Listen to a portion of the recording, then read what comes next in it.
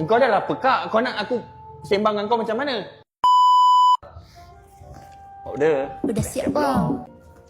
Udah. Udah siap bang.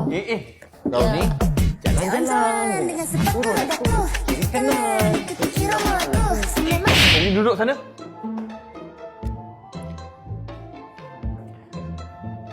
Cantik. Cantik. Engkau dah lah pekak. Kau nak aku sembang dengan kau macam mana? Sini. Budak? Siapa bawa budak? Bukan budak, pekak. Apa tu? Aku cakap dengan kau. Kau duduk sini je. Tak payah tanya-tanya aku. Aku nak bagi tahu kau ni. 27 Jun ni ada sketsa musikal lawak dekat dataran Kelebang. Kalau sebelum ni kau nak tengok, kau kena pergi Kuala Lumpur. Tapi kali ni tak payah. Kau datang dataran Kelebang je. Dia orang buat live depan kat situ. Apa pasal nak buat live main lumpur kat situ? Bila masa aku cakap ada orang buat live main lumpur? Aku cakap, kau dengar elok-elok.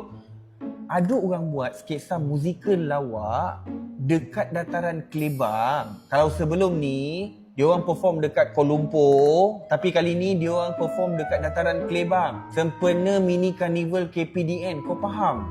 Oh, diorang buat live musikal lawak tu. Diorang buat dekat dataran Kelebang. Yang main lumpur-lumpur sekali.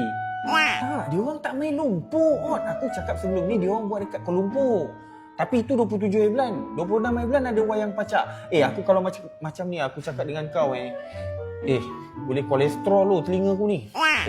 Saya mana ada kolesterol? Saya kurus. Saya dapat medical check up dah. Kau diam Kau jangan cakap apa-apa lagi Aku aku salah ke? Jalan-jalan dengan sepatu rodaku. Kiri kanan ikut irama dan lagu. Jalan-jalan dengan sepatu rodaku. Kiri kanan dengan irama dan lagu.